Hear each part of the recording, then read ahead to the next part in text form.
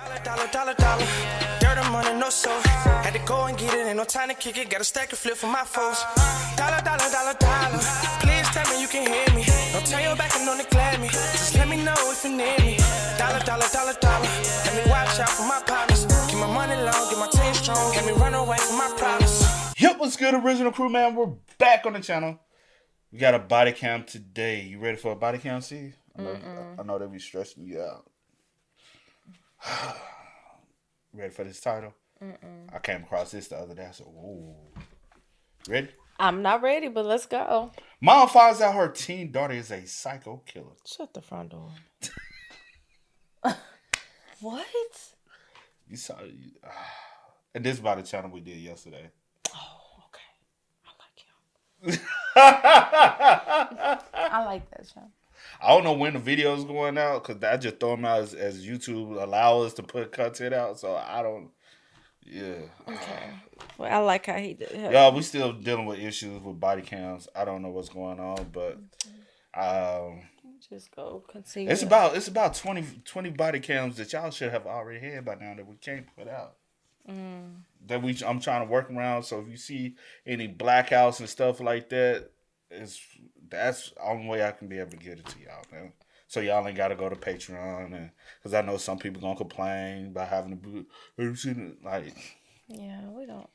Yeah, okay. We can only control what we can control. Yep. Hey, make sure y'all check out the links in the description box. Down below. You already know where to go. If you want the first part, you got to do it. Check out down below. Also, if you enjoyed today's video. Liking it with a thumbs up. And if y'all not getting a video on time, man, it's 100% my fault. It is what it is. I apologize. For real. What? It is 100% my fault. That's my fault. Yeah, that's me. It's me. You don't even do all this stuff. But it don't matter. Yes, it does. But let's go. For a second. Oh, Lord. Right now, there's an investigation, and I guess it's your daughter. Yeah, that's my daughter. Your daughter. Her name came up, so we had to keep everybody out of apartment. Police arrived at the home of 17-year-old Christy Parisienne, where her mother was informed that Christy had become involved in a strange and violent incident. About an hour earlier, officers had discovered the body of an 18-year-old boy named Dwight Grant near a nearby apartment complex, brutally stabbed to death. Oh my God. Can you guys go back inside for me? Can you go back inside, please? Don't.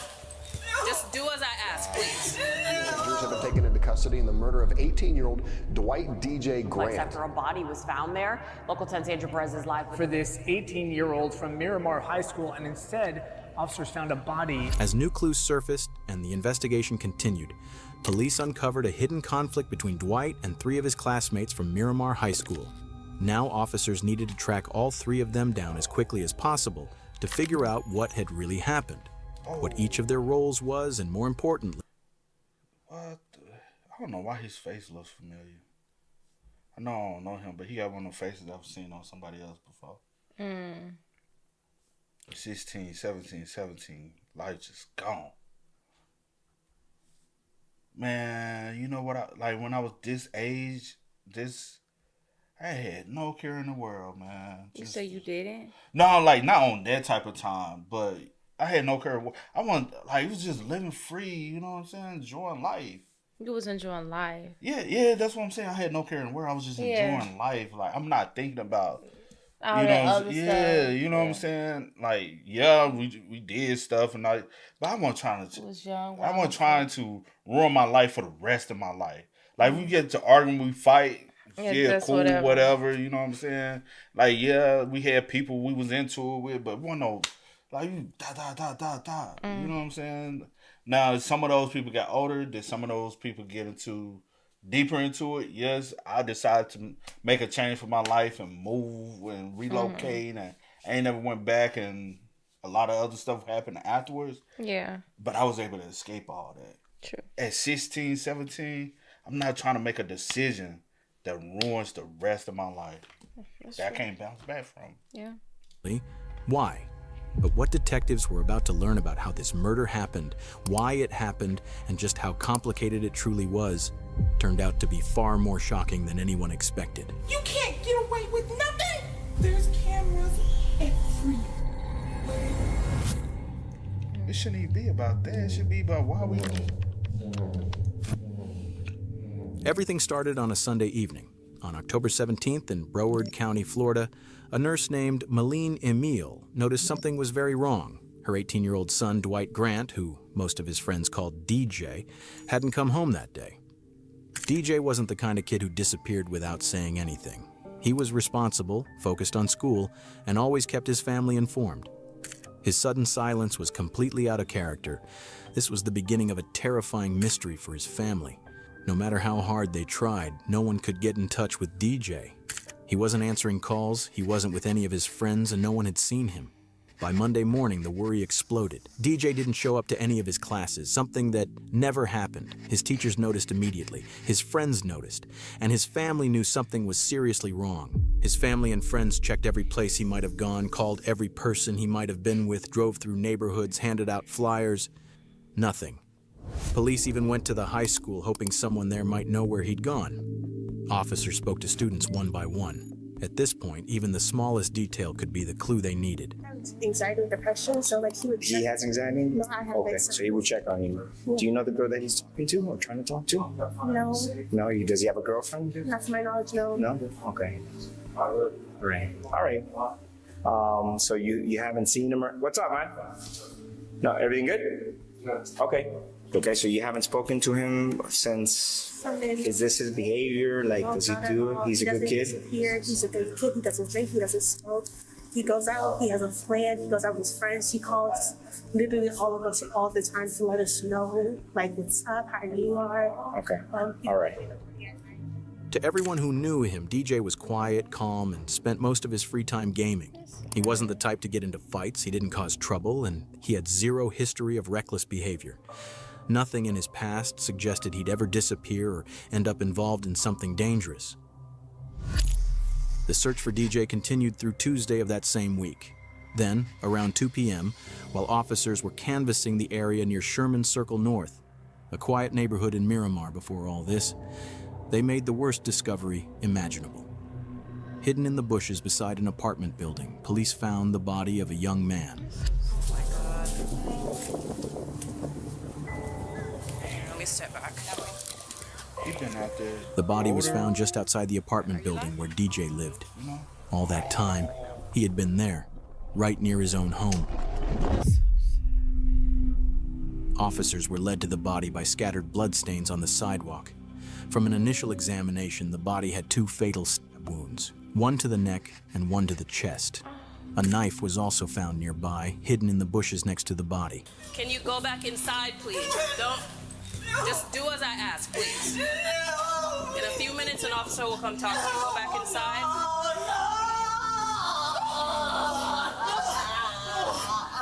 Listen, I can't answer anything right now. I just need you to go inside the apartment and stay there till I can get somebody to come and speak to you, please. Listen, what did I just ask? Just give us a few minutes and somebody will come and talk to you. Just give me a few minutes. Go ahead and go inside. After speaking with DJ's family and asking them to remain patient, officers immediately blocked off the area surrounding the body and began processing the scene for evidence. 4 officers were on scene working to secure the area, search for evidence, and confirm the identity of the victim as quickly as possible. Aquí abajo. Sí. Ahí abajo del stairwell que está ahí había mucha sangre, inclusive probablemente están tratando de limpiarlo. Hay una cámara aquí, hay 2 cámaras aquí, y hay una cámara en esa esquina donde lo tiraron. Sunday. On Sunday, he went missing Sunday. Miramar is a quiet, close-knit community where news spreads fast. So when word got out about the brutal discovery of an 18-year-old's body, tips started pouring in almost immediately. Several people came to police headquarters, hoping the information they had might help. Among them was a woman who walked into the lobby holding her teenage niece's phone. She wanted to tell police about a private group chat that had caught her attention. At the time, officers had no idea that this small piece of information would end up being the key to solving the entire case. Can you just give me a brief rundown? I'm so sorry. I know I'm seeing on the news that they found a body over by Sherman Circle, and they keep showing a picture of the kid that goes to Miramar High, saying they can't guarantee that it's him, basically, blah, blah, blah. Okay. But on my niece's phone, all the texts are coming through that they're her friend. There's people from school there, and they know it's him. I just came here because my niece was telling me that she had got these texts from this girl yesterday from the modeling, and she said it was the most traumatizing day of her life when she seen him yesterday, which would have been Sunday. Yeah. So in my mind, one and one, I'm not saying she did anything, but I'm not saying I can't come here and not show you either, because she keeps saying, tells everybody in how many people she's killed and she's in a gang. I mean, and it could be just to be, cool or to be tough. But you never know. It's like, And the same thing, I don't want the text messages here. I don't want them To to just- show my nieces. I don't want her. Like I don't want her her to associate. Right. Okay. By the next day, Wednesday, the victim's identity was finally confirmed. The body belonged to DJ Grant, the Miramar High School student who had been reported missing. And Nicole, there are still so many more questions than answers at this hour. Our officers came out here because they were helping the search for this 18-year-old from Miramar High School, and instead, officers found a body in the bushes. Now, police had to start putting the broken pieces of the puzzle together. The evidence from the crime scene, and more importantly, the group chat that the woman had brought to them. Inside the chat, police found disturbing messages linked to 3 teens, 3 names that within hours would become central to the investigation. 17-year-old Andre Dexter Clements, 16-year-old Jasine Smith, and 17-year-old Christy Parisian. Without wasting any time, officers began tracking them down. Christy was the first person police went to. Miramar Police Department. How you doing, ma'am? So, right now there's an investigation, and I guess it's your daughter? Yeah, that's my daughter. What we're gonna have to do is we're gonna have to keep you out of the house for now. Me? Yes, ma'am. Nothing that has to do with you personally, but we have to keep everybody out of the apartment. So if there's anybody else in there that's in there, No, the sister, she's at work right now.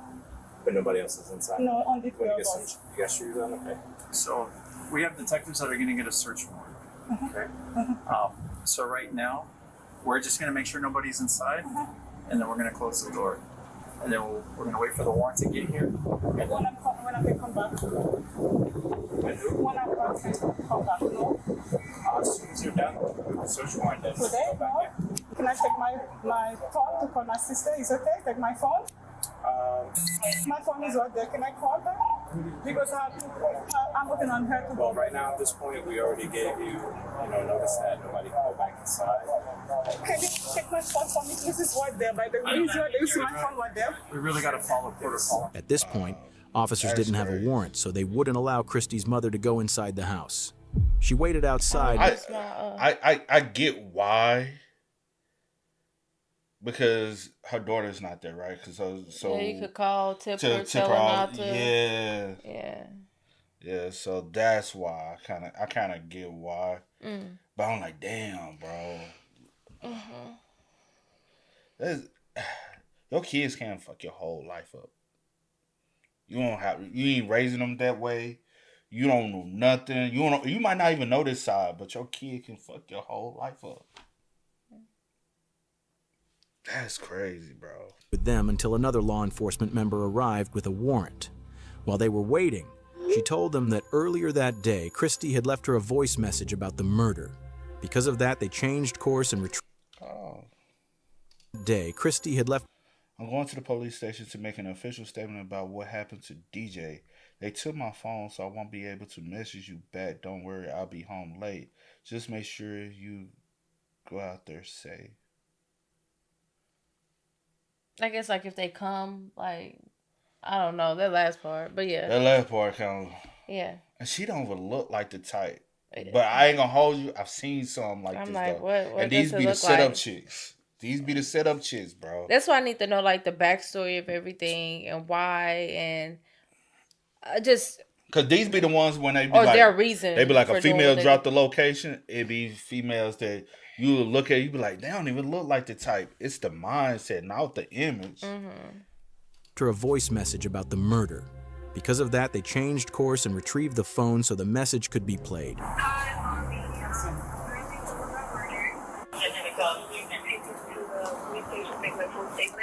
I'll be back home, and I will have my phone so they can find home. By now, the police had already spoken with Christy at the station. Her mother wasn't able to provide any additional information. The officers informed her that no one from the family was allowed to leave. So are you going to be around here? Are you sticking around here? Or are you leaving? Leaving where? You're not going anywhere, right? No, I was going to the police station. No, I mean right now. I'm waiting for my sister to go to the police station because my sister drives. The next person on the list was Jasine Smith. The officers tracked her down and managed to find her around 11 p.m. that same night. Outside her family's apartment, they spoke with her while her mother was present. Jasine, did you hurt this person? No, I didn't. I didn't hit him or anything. I was just told to push him and make sure he stayed in a home. I don't know exactly what happened. You're telling me that you were told to do something? I don't know what you did. I don't know what you didn't do. She said that she was told to keep him in a corner. Andre. Okay.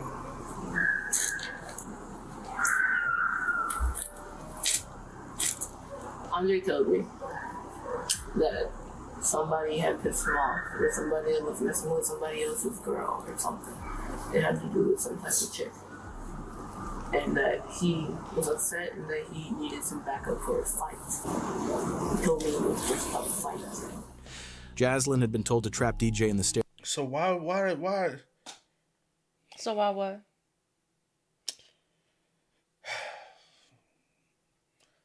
Also, because I'm thinking her as a young lady, I'm like, why? Because I'll say this: have I ever, like, at that age, was like, hey man, you know what I'm saying? Go out and help homies out that got to fight, homies that helped me out to fight. Nobody had a weapon, bro. Nobody, but I wouldn't have went and got a young lady, girl. I wouldn't went and got, you know what I'm saying? Mm-hmm. But also, say for instance, I could have been in these shoes too with a situation like that. Mm-hmm. I'm thinking we going over there just to fight, but you got a weapon. So I'm trying to also be like, damn, you know, Mm-hmm. like I understand, but then again, it's just still not right. Yeah, no, not at all. Well, Andre needed backup for the fight, which was apparently over a girl, Andre's ex, who was now involved with DJ. You guys don't have to stay here. You do not have to talk to me. But I ain't never fought over no girl, bro. I ain't never fought over the girl, bro. Like, I've been snaked out by homies over a female. The friendship ends right there. Yeah. Like, if I'm talking to somebody, you know I'm talking to them, you go back, all right, I can never trust you ever again in life. Mm-hmm. If you snake me out over pretend, I'm not gonna fight you though. Yeah. I just know you're not meant to be trusted. Mm-hmm. And we're gonna leave it right there.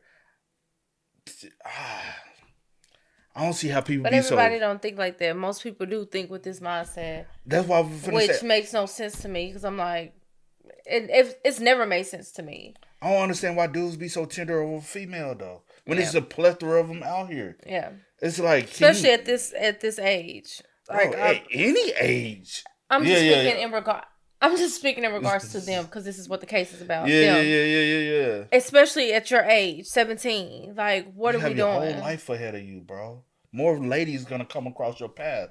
You in Florida, bro. You in a hot spot for women. But I agree with you. At any age, 25, 30, 35, 40, 50 years old. It don't matter. Yeah. The age is period. Like, I don't get it. But I'm just speaking in regards to this case since his age is 17. Yeah. Who was now involved with DJ. You guys don't have to stay here. You do not have to talk to me. Are you going to arrest my child? No, I'm not going to arrest your child. I want to hear what she has to say, but I wanted to reiterate because I said it to you and she wasn't here. He told me to dress up in all black and follow him. Andre? Yes. I want to do rag and everything. He just said, do this for me. Just help me out with a fight. We're fine. We walked all the way there. And we walked up the stairway. And Chrissy was there.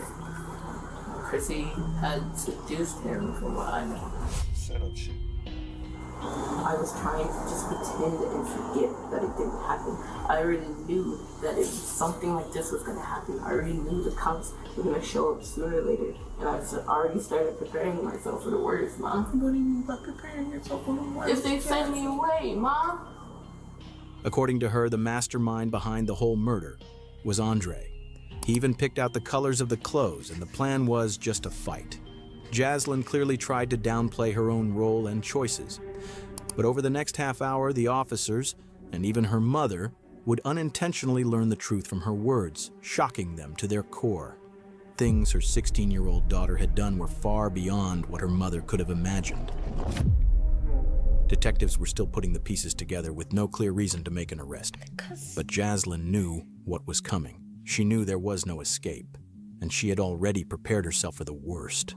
Because by everything I've already said, I'm an accomplice, and I know this, and I'm sorry. Come here. I can't. Come here.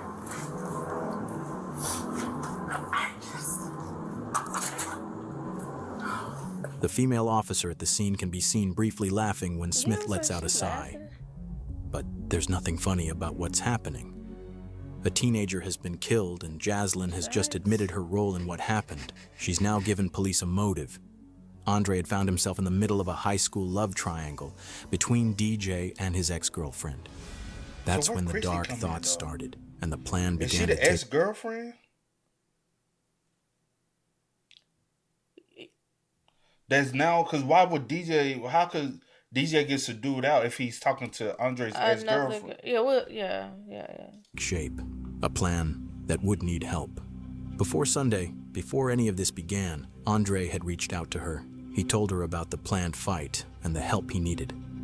Now sitting in a police car beside her mother, the officer asks Jasine to walk them through everything, step by step, starting from that moment. So I'd like for you to kind of tell me, step by step, on how everything occurred, you know? Before Sunday, before he came over. Who's he? Andre. Andre's from school also? Yes. Before he ever came over, he told me Friday, I believe it was Friday, that he had a situation that he needed to deal with, and he was wondering if I could help him out with a fight. Me knowing that I used to fight in elementary and used to be a bad kid-ish outside of school, I'd agreed because he's a good friend of mine, and like, it's just a fight. He had said he was going to be coming over at around 6. He came over at least 6:45, close to 7 o'clock. Okay. And he had proceeded to tell me the whole scenario of, we're going to get dressed in all black. You're going to wear clothes that you don't care about. You're going to wear gloves. You're going to wear do-rag. I know the whole layout of the building. That alone, like, I'm like, if we just going to fight, clothes I don't care about, a do-rag, gloves, like, if we just going to fight, why I got to do all that? Who doing all that to go fight? Nobody. No one. Nobody. Like, people fight in their most expensive clothes if it's just a fight. No. Like, what? That alone, I'm like... Wear gloves. You knew do-rag. You knew it was going to be more than just a fight. Had to. Andre already knew that Jasine had a reputation for fighting when she was younger. That was exactly why he chose her. He even picked out what Jasine should wear, telling her to wear gloves and protect her hair. Jasine's account helps clarify the days leading up to the murder, but one thing stands out. She repeatedly tries to downplay her role, presenting herself as someone who was merely influenced rather than involved. A claim that within minutes would be completely undermined by a small slip she made. We had gotten dressed, we had prepared.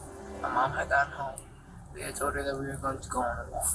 He was explaining to me that the person that me and him were going to fight with, the person we were going to seduce, had messed with a girl that he knew and had, essentially from what I know. And on the way there, he's telling me exactly where we're going to walk, exactly how we're going to walk, exactly what we're going to do, and we're going to wait for a signal. And I was like, okay, it's just a fight. But immediately when we got in there, we had walked over to where the stairwell was, while even telling me to move this way to avoid a camera and to avoid things. So we had walked up the stairs while Chrissy stayed downstairs and made a call. Me and him were upstairs. He's just talking to me. We're relaxed. We're chill. And then he got a signal from Chrissy to walk downstairs. And he had a weapon with him. He told me to hold the weapon. We had gloves on at this time still. We had walked down the stairs. He had approached the boy, and Chrissy had moved back and walked down the stairs full. Did you know this boy or no? Okay. Boy tried to make a run for it after Andre approached him and was like, yeah, we have a problem. He has me standing behind. Chrissy looked at me and he made a run for it, and I'm like, okay, weapons just for intimidation. I'll put this down. I ran and I helped Andre to tackle him and put him onto the ground. Jasine uses the word weapon. Even though she's detailed and specific in almost every other part of her story, she keeps this part vague. We already know DJ was found with 2 stab wounds, so whatever the weapon was, it clearly wasn't a gun. Right. What that weapon actually was, and why Jasine avoided naming it, becomes clear later in the interview. And it's something that will shock you. Andre asked for the weapon after explaining to him that he was going to kill the other boy. He had asked for a weapon, and I just handed it to him. Oh, there you go, right there. I don't know about this, but I'm like, okay, man, you're joking, because me and Andre are playful. We like to mess around, and we do like play fight, and we're just very like a sibling type relationship. But this time, nothing felt like a joke. The weapon he used, the level of planning involved, his behavior, and the sheer intensity of the violence he unleashed all point to the same conclusion. This was a planned killing, not a spontaneous act. He proceeded to take out a small weapon and attempt to stab him. And he was failing, and I was just like, okay, I can see it because I'm holding his legs. So I'm in a position where I'm holding both of his legs and I'm wrapped around his under torso, and I just feel poking right here. Jasine claims she didn't know Andre's full plan, but she did admit that she helped holding DJ down even after the stabbing began. As disturbing as that is, Jasine never stopped or showed regret during the attack, not when DJ was begging for help, not even as he was slipping in and out of consciousness after being stabbed. And then he had another smaller weapon, and he took that out, and he stabbed him right here. Also, the boy was just like, you're gonna kill me.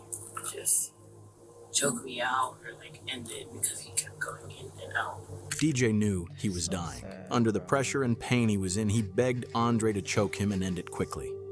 Andre ignored him and stabbed him again. After that, DJ went unresponsive. He stopped struggling and tragically died at the scene. In Jasine's version of events, she says she was told to do what she was assigned without asking questions. As the confrontation escalated, she says she didn't fight back because she was terrified of what might happen. Throughout her account, she places nearly all the blame on Andre. That explanation mostly holds up until Jasine slips up. In the middle of her story, she mentions a detail that seriously undermines her claim that she didn't know this was a murder plan, and instead places her right at the center of it.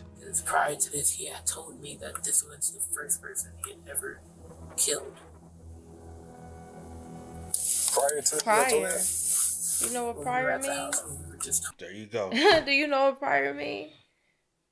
Because y'all planned out everything, so he... And he didn't come planning with you. You planned it for him. She knows too much detail. Whoever. Y'all planned it together. And that's the reason why he said, this is my first kill. And he told you that before y'all did what y'all did to him. So you already knew that he went there to take his life. Because you helped him plan the whole thing.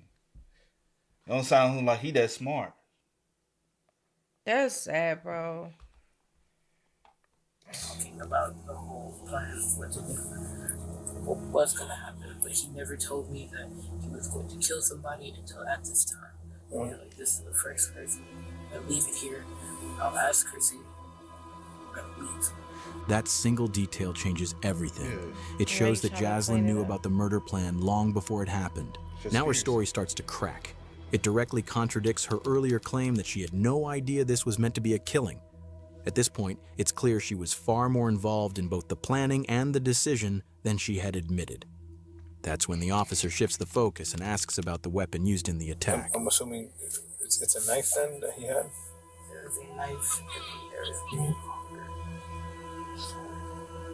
A longer what? sword. A sword. Okay. A knife is something that can be easily concealed, but a sword isn't. Hiding something like that would be almost impossible.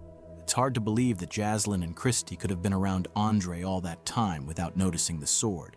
Now detectives finally have enough pieces to start shaping a version of events that's much closer to the truth. But before moving forward, they still needed to make sure the physical evidence matched the story. So you saw the big sword when he first showed up here in the first place? I didn't see it exactly. I saw that there was a bag with it, and I was like, okay. Because somebody else had taken everything out of the house behind us, and I didn't know where that was. And I believe it was either in like a jacket with him, or with Chrissy in an extra jacket or in a bag with them. Jasine could tell detectives were zeroing in on one key detail. She knew about the sword before they ever left the house, and that meant she knew the plan. She talking about somebody carrying her with his jacket. Are you holding it under your right? Does he have on like a? And then remember, he told her wear all black and all this stuff. Is this them walking to?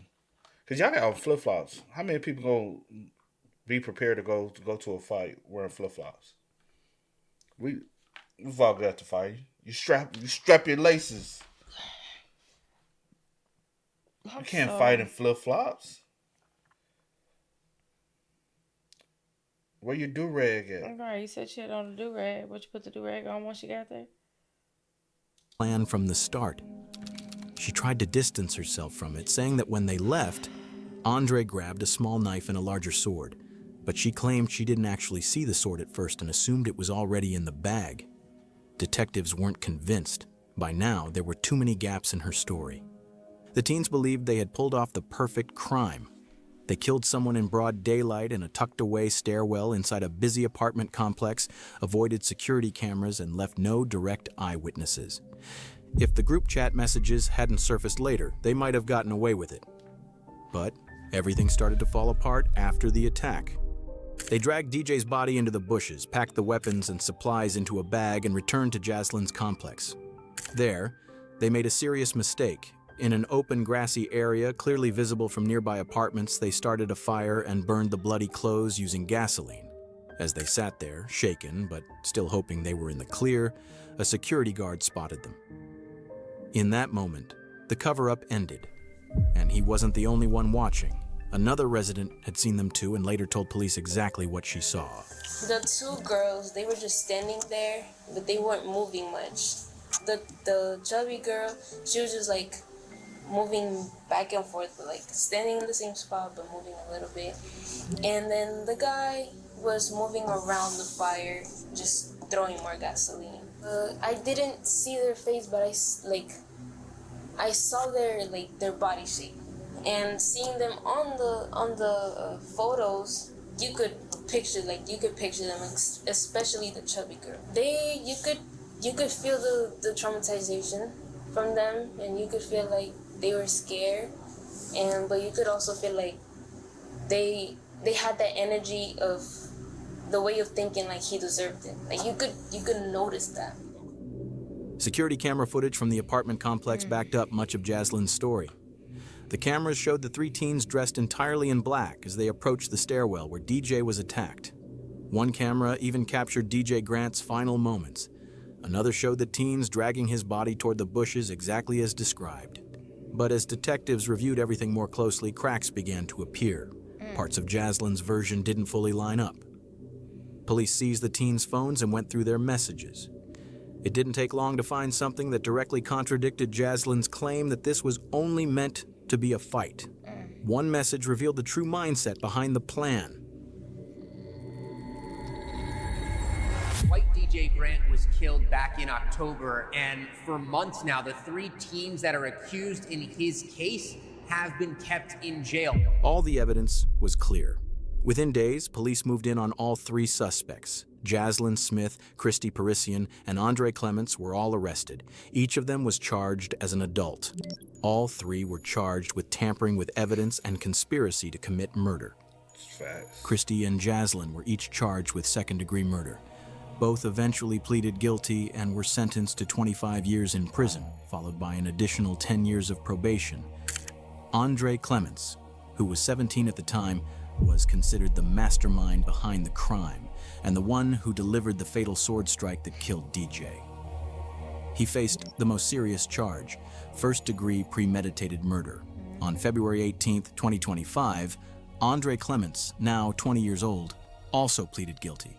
He was sentenced to 40 years in prison, followed by lifetime probation. A caring, loyal, honest person would be there for you in a second, in a heartbeat.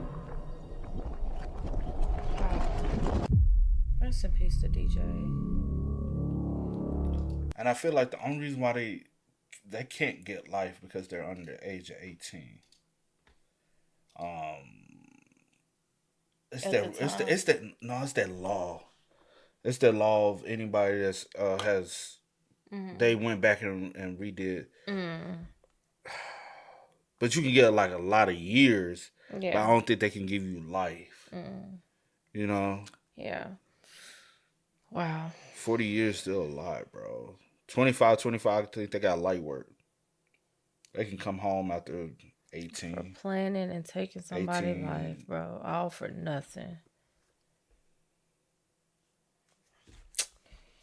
And old girl, Christy, you dumb as hell, bro. You dumb than... all of them are, but yeah. Yeah, you're right. All of them, absolutely, every last one of them. But Shorty, you had what was all 3 of them? Why?